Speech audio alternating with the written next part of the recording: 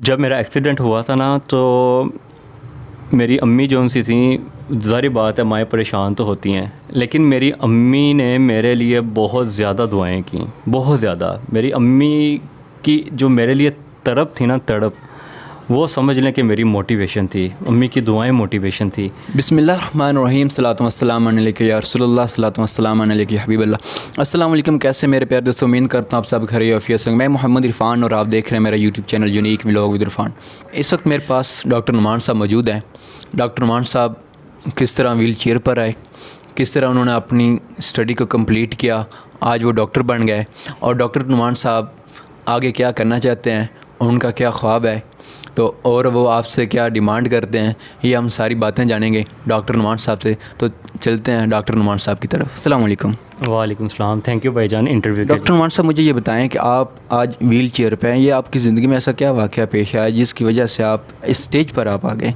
जी भाई, मैं सबसे पहले तो मेरी डिग्री बिल्कुल ठीक जा रही थी। 2012 में मेरी यूनिवर्सिटी की डिग्री स्टार्ट हुई थी 100% स्कॉलरशिप पे, अल्हम्दुलिल्लाह।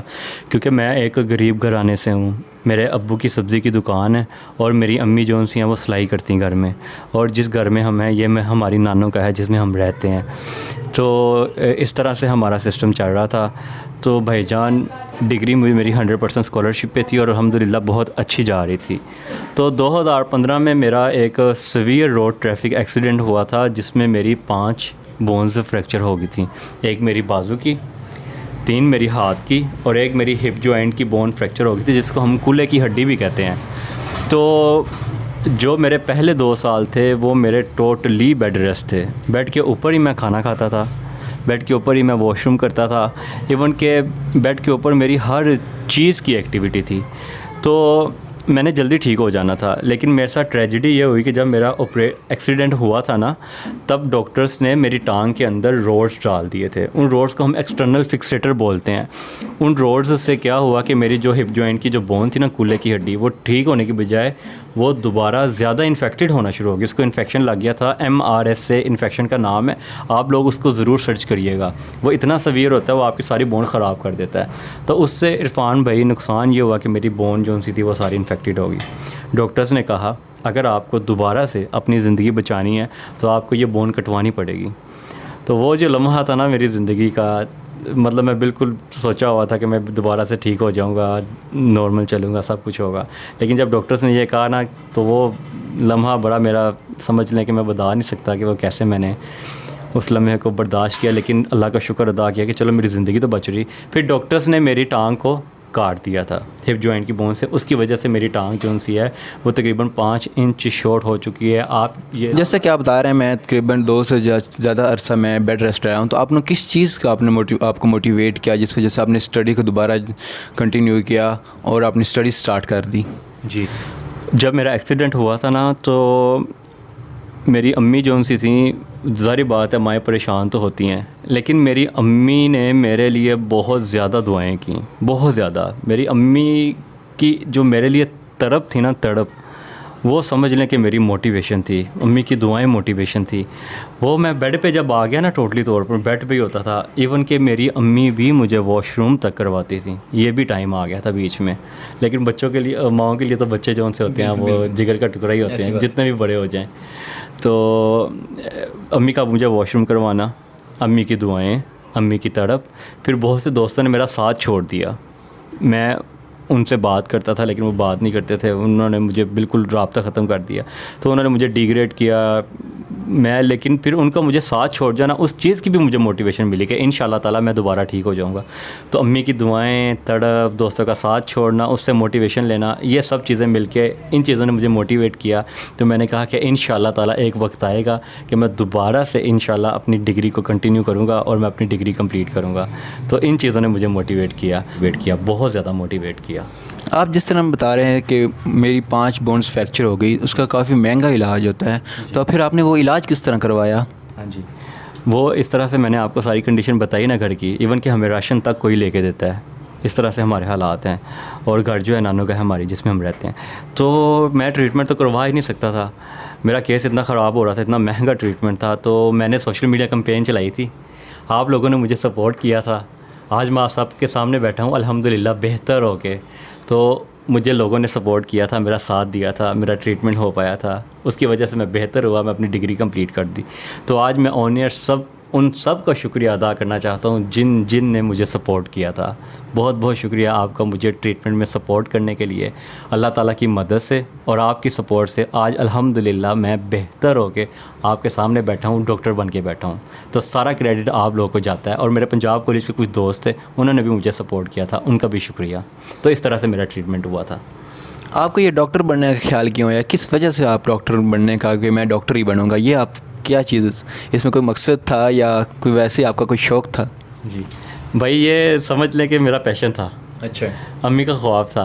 अम्मी ने हमें बड़ी मुश्किलों से पाला है। हमारे ऊपर ये भी टाइम था कि जब हम घर में समझ लें कि वो टमाटरों के साथ भी पीस के उसको रोटियां खाते रहे हैं, अम्मी सिलाई करती रही। इस तरह से अम्मी ने हमें पढ़ाया है। अम्मी कहती थी कि मेरा ख्वाब है कि मेरे पुत्र पढ़ जान, मेरे बेटे पढ़ जाएँ। तो अम्मी का ये था कि मेरे बेटे पढ़ लिख के बड़े आदमी बन जाएं। तो फिर वो एक अम्मी की ख्वाहिश भी थी डॉक्टर बनना, मेरा पैशन भी था। तो इवन कि हमारे पूरे ख़ानदान में कोई डॉक्टर नहीं है, मैं अकेला ही हूँ। तो फिर ये सब चीज़ों ने जो सा था ना, मैं इस फील्ड में आके इंशाल्लाह ताला मैं बन के कुछ ना कुछ अपनी अम्मी का ख्वाब ज़रूर पूरा करना है। तो भाई इस वजह से जो सा था मैं डॉक्टर की फ़ील्ड में आया। जब डॉक्टर की डिग्री कंप्लीट की तो उस वक्त आपकी अम्मी की और आपकी क्या फीलिंग्स थी? फीलिंग्स वो फीलिंग तो मैं बता ही नहीं सकता ना। मैं क्योंकि मेरे 10 साल हो गए थे ना, तो मैं यूनिवर्सिटी गया अम्मी से दुआएं लेके। मैं क्या अम्मी मेरा काम है, यूनिवर्सिटी में जा रहा हूँ लेने, मैं डिग्री जा रहा था। तो मैं घर आया, मैंने अपनी अम्मी को कहा कि मामा डिग्री तो नहीं मिली, मज़ीद 2 साल लगेंगे। मेरी अम्मी परेशान होगी, रोना शुरू कर दिया मेरी अम्मी ने। तो मेरी अम्मी ना फिर नमाज़ पढ़ के रोना शुरू कर दिया, दुआएँ करने लग पड़ी। ये कह दिया ना मैंने, वो सरप्राइज़ देना था। तो फिर अम्मी पढ़ रही थी मगरिब की नमाज़, हाथ मम्मी ने उठाए हुए थे ऐसे। तो फिर ला के मैंने डिग्री जो सी थी वो अपनी अम्मी के हाथ में रख दी। मेरी अम्मी ने उसी टाइम डिग्री को चूमा, मेरे माथे को चूमा। तो वो समझ लें कि वो फीलिंग आप खुद सोच लें और क्या फ़ीलिंग होगी। अम्मी ने मुझे गले लगाया, मेरा माथा चूमा, डिग्री को चूमा कि अम्मी का मैंने वो ख्वाब पूरा कर दिया। इतनी स्ट्रगल में से गुज़र के, गुर्बत के बावजूद, एक्सीडेंट के फेस के बावजूद, बेड रेस्ट रहने के बावजूद, हर चीज़ में से गुज़र के अल्हम्दुलिल्लाह अम्मी का ख्वाब पूरा किया। तो वो फीलिंग जो सी थी वो मैं आपके साथ शेयर कर लिया है। अनइमेजिनेबल, नहीं बता सकता ये। अच्छा, आपने डॉक्टर की डिग्री कंप्लीट की तो उसके बाद आपने कोई अप्लाई नहीं किया या कोई जॉब वगैरह क्यों नहीं की? जी, इसकी वजह यह है कि मैं डिसेबल हूँ ना, व्हील चेयर पर होता हूँ, तो मैं हॉस्पिटल की टफ़ जॉब कर नहीं सकता। ऊपर से मेरी फ़िज़ियोथेरेपिस्ट की फ़ील्ड है, तो इसमें वो हॉस्पिटल की जॉब्स है भी बहुत कम है। तो अपनी डिसेबिलिटी की वजह से मैं हार्ड काम नहीं कर सकता। इसलिए मेरा जो इरादा है वो ये है कि मैं अपना क्लिनिक बना लूँ सुकून के साथ, हक हलाल का बैठ के कमाऊँ, क्लिनिक पे टाइम दूँ, ठीक है। तो फिर मैं इजीली जो है अपनी ज़िंदगी को मैनेज कर सकता हूँ। तो क्लिनिक बनाने के लिए मैं स्ट्रगल कर रहा हूँ, ठीक है। तो ये कंसर्न है मेरा कि व्हील चेयर की वजह से मैं क्लिनिक पे इजीली अपनी ज़िंदगी को मैनेज कर सकता हूँ, ये बात है। एक क्लिनिक बनाने के लिए कितने कम अज़ कम हमें ख़र्च की ज़रूरत होती है? भाई इसके लिए जो मेरी फ़ील्ड है ना, वो फ़िज़ियोथेरेपी की फ़ील्ड है। इसमें हमारी एक्सरसाइज मशीन्स भी आनी होती है जो काफ़ी कॉस्टली होती हैं। ऊपर से मैंने लाहौर भी शिफ्ट होना है, तो टोटल जो एक्सपेंसेस है ना वो तकरीबन 10 लाख पाकिस्तानी रुपीस चाहिए।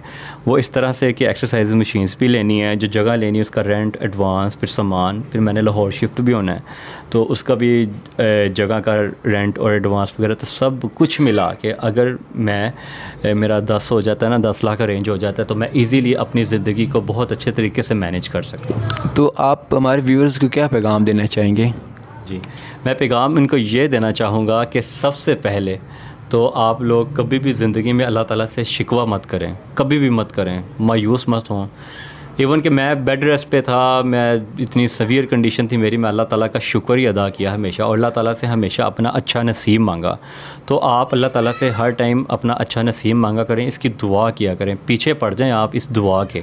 दूसरा, अल्लाह ताला का हमेशा शुक्र अदा करें, क्योंकि अल्लाह कहता है कि अगर तुम शुक्र करोगे तो मैं और ज़्यादा दूँगा। तो इस तरह से शुक्र करके देखें सच्चे दिल से। और तीसरा ये है कि आप लोग प्लीज़, मैंने जिस तरह से आप लोगों ने मुझे ट्रीटमेंट में सपोर्ट किया था, इसी तरह आप मुझे मेरा क्लिनिक बनाने में सपोर्ट कर दें। मैंने ज़िंदगी की 10 साल बहुत स्ट्रगल किया, बहुत ज़्यादा। अब दिल छोटा भी होना शुरू हो जाता है बीच में, लेकिन हिम्मत नहीं हारता, हौसला, हिम्मत हारनी भी नहीं है, हारनी भी नहीं है। सिर्फ वो एक इंसान का होता है ना कि इतनी स्ट्रगल की दिल छोटा हो जाता है, बस वो बात होती है। तो अब मेरी आप सबसे यही रिक्वेस्ट है कि आप लोग प्लीज़ मुझे क्लिनिक बनवा दें, ठीक है, ताकि मैं अपनी ज़िंदगी को अच्छे तरीके से हक हलाल से बैठ के कमा सकूं, खा सकूं, सुकून से अपनी फैमिली को भी सपोर्ट कर सकूं, क्योंकि भाइयों में मैं सबसे बड़ा हूं। तो मुझे अपनी फैमिली को भी सपोर्ट करना है। जिस तरह से उन्होंने हमें पाला, अब उनका हक़ है, हमने अदा करना है। तो इस तरह से मेरी आप सबसे रिक्वेस्ट है कि आप लोग प्लीज़ जितना हो सकता है, जितना, क्योंकि अल्लाह के बहुत लोग हैं जो करते हैं, जितना हो सकता है कि आप लोग मुझे करें। मेरा केस जिसने वेरीफाई करना है भाई कर चुके हैं, आप लोगों ने मज़ीद वेरीफाई करना है, आप मेरे घर आ जाएं, जहाँ से मेरा ट्रीटमेंट हुआ वहाँ से पूछ लें, मेरी स्कॉलरशिप यूनिवर्सिटी से पूछ लें, हर तरह से आप लोग मेरा केस वेरीफाई कर सकते हैं। और सारी pictures as a proof video में चल रही होंगी। तो इस तरह से मैं आप सबसे रिक्वेस्ट है मेरी, बस ये थे हमारे डॉक्टर नुमान साहब, जिन्होंने ज़िंदगी में 10 साल स्ट्रगल की, तब वो इस स्टेज पर पहुँचे। आज वो एक डॉक्टर बन चुके हैं, लेकिन उनका एक ख्वाब है कि वो अपनी क्लिनिक, एक अपना ज़ाती क्लिनिक डालना चाहते हैं, जिसकी वजह से उन्हें कम से कम 10 लाख रुपए की ज़रूरत है। तो मैं जितना हिस्सा डाल सकता था मैं उनकी वीडियो बनाने आ गया। तो आपने भी, कुछ ज़रूरी नहीं है कि आप लाखों में मदद करें, थोड़ा तो देते रहेंगे तो इंशाल्लाह इनका ये जो ख्वाब है, हमने इनके ख्वाब को ज़रूर पूरा करना है। तो इनका कॉन्टैक्ट नंबर आपको स्क्रीन पर नज़र आ गया, आपने इनसे लाज़मी रब्ता करना है। तो आपका दिलो जान से शुक्रिया अदा करना चाहता हूँ। आप इस्लामाबाद से चल के कसूर में मेरा इंटरव्यू लेने आए हैं। आपकी ये कंट्रीब्यूशन जो उनसी है इंटरव्यू की, मेरे लिए मीन्स अ लॉट है। थैंक यू सो मच यार।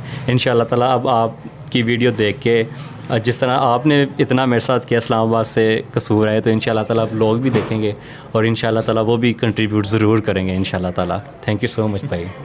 तो उम्मीद करता हूँ आपको हमारी वीडियो पसंद आई होगी। तो मिलते हैं और खूबसूरती के साथ, तब तक के लिए अल्लाह हाफिज़।